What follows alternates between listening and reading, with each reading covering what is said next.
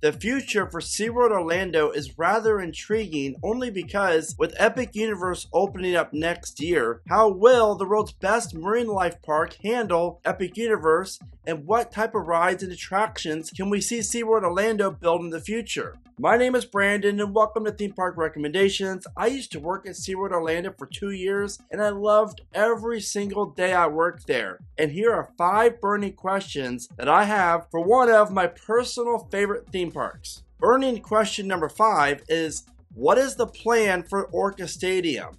Now obviously the whales are still going to be around for years and years to come. But long term, now that SeaWorld said they're not breeding the whales anymore, basically once all these killer whales unfortunately pass away, then there'll be no more killer whales at SeaWorld. And that's really unfortunate in my opinion. I grew up going to SeaWorld in Shamu and I still call it Shamu, and I love bringing my kids to the park to see all the animals. And I respect if someone doesn't agree with that, please respect my opinion on the matter as well. But this is a huge piece of real estate that SeaWorld Orlando in 10 or 15 years could possibly redevelop into a whole new themed area, new roller coaster, new rides, etc.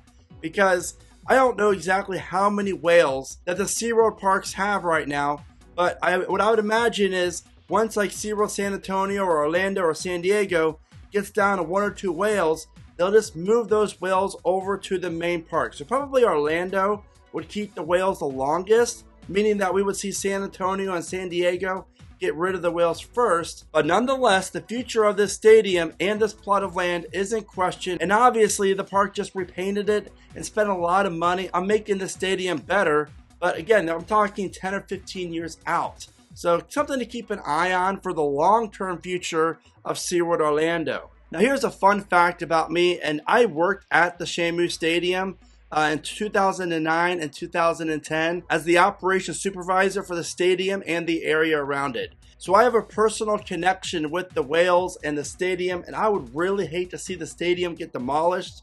But again, being realistic here, it's going to happen. It's just a matter of when.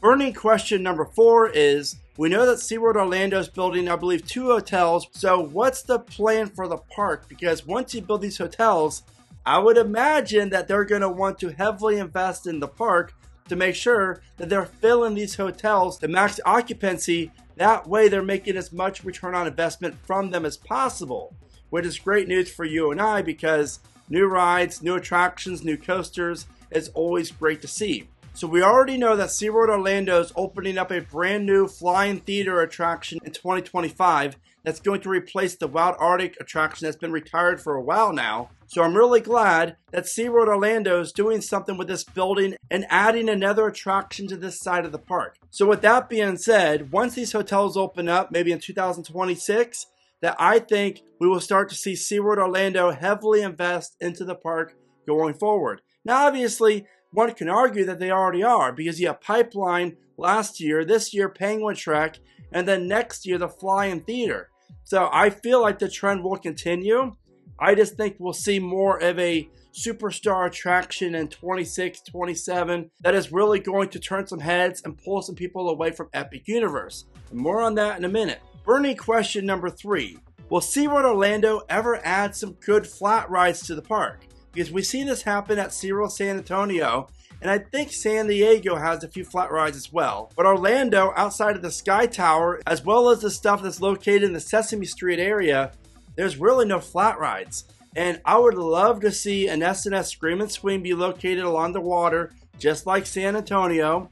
I think it'll be great to see a Star Flyer being added. Yes, I know there's one on iDrive, the world's tallest, but SeaWorld Orlando can build one 300 feet and market it as a free attraction with park admission. Just saying, that would not be a bad direction to go. But there's a ton of great flat rides that would do really well for SeaWorld Orlando.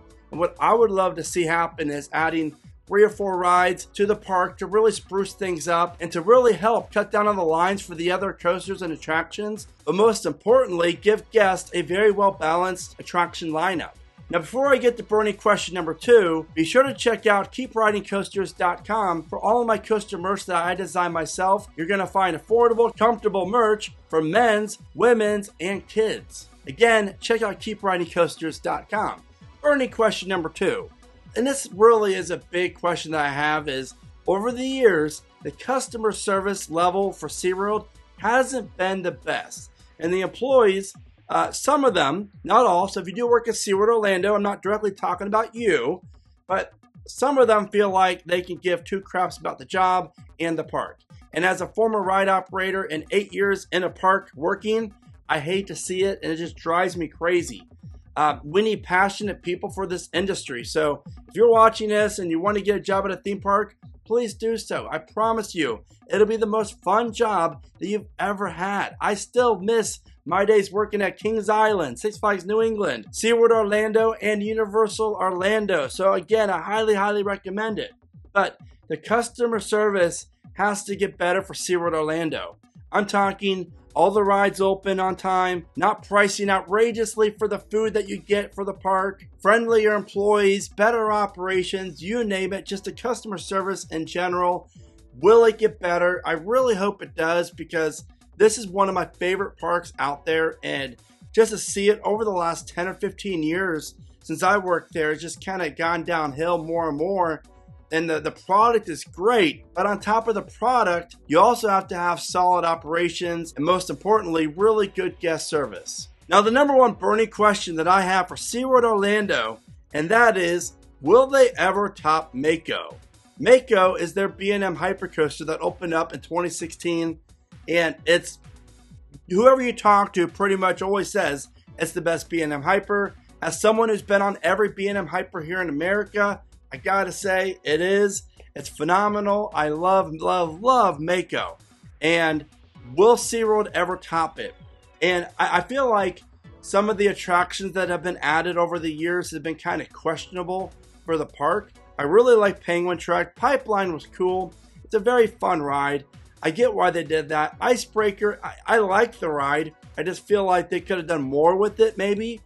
But I feel like 2026, 2027 is going to be a big year for SeaWorld Orlando.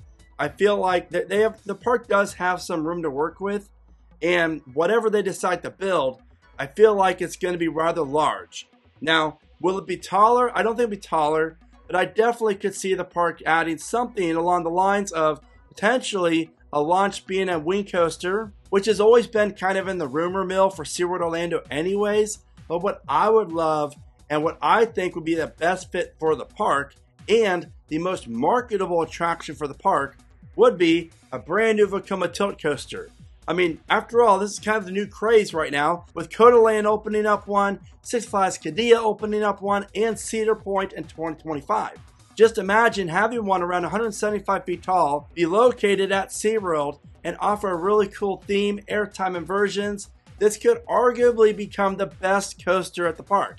And if you have not seen any photos of the one over at Six Flags Qiddiya, this thing looks legit. Like, seriously, a top 25 worthy coaster. It looks amazing. So I really do think over the next 3 or 4 years, we will see SeaWorld Orlando add a coaster that would top Mako in terms of the best overall ride in the park. And the great thing is, there's so many awesome coasters out there that could really fit this bill. I mean, even a mock striker coaster, just like Voltron at Europa Park.